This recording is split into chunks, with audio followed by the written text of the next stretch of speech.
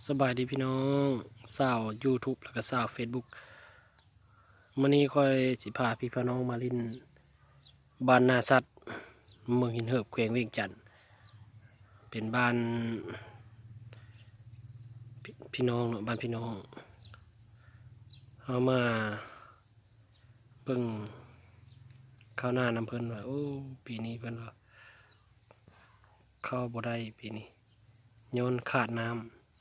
มันกำลังออกหูอยู่ว่าน้ำบ่มีเนาะไปเบิ่งใกล้ๆนำกันเลยนี่ก็คือกกข้าวที่ว่ามันขาดน้ำนี่กำลังออกหูมันแต่ว่ามันบ่มีน้ำรอเลี้ยงมันก็เลยตายยืนแบบนี้และอีกจำนวนหนึงก็ปั่นไปเรียบร้อยละ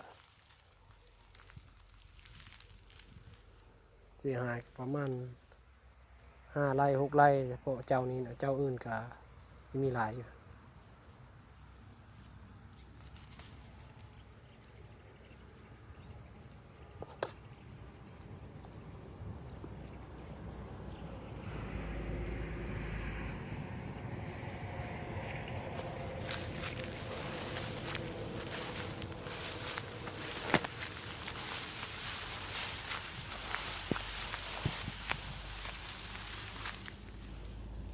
มันเป็นเม็ดรีบเด้นี่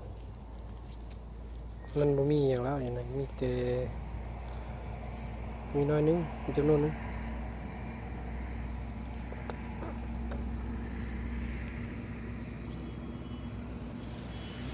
อันนี้มันเข้าตายยืนบ่มีน้ำมันก็เลยบ่เกี่ยวเอาปะแบบนี้เลย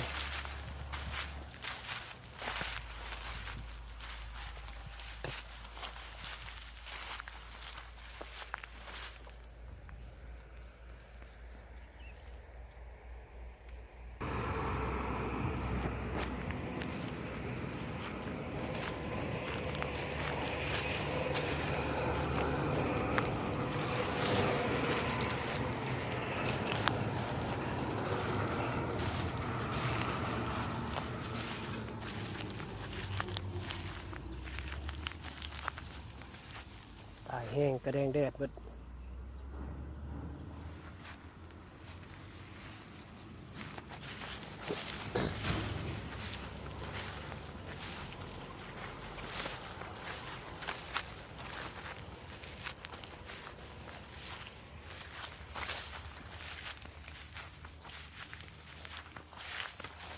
เมนูมื้อนี้ก็มีหลายแนวพี่น้องเอ้ย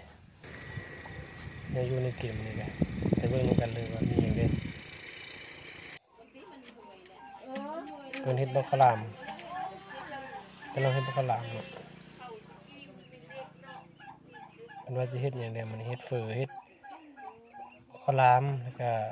เฮ็ดลาบซีนหมูป่าบ่จุดเด่นเอวาให้บรินเอาดีพัน นี่ นี้ ก็เป็นหนังหมูป่านี่เพิ่นได้หน้าเป็นตัวเลย เลยออกก่อน ก็เบิ่งกันหลายพูด เฮ้ยหยาบกับสายเนี่ยขวดแน่แล้วเขาเอาน้ำมันจุ่มแล้วมันหัดเลยเหรอวะมันหันเลยระบบโอ้ ผลมันจะเป็นคนเส้นง่าย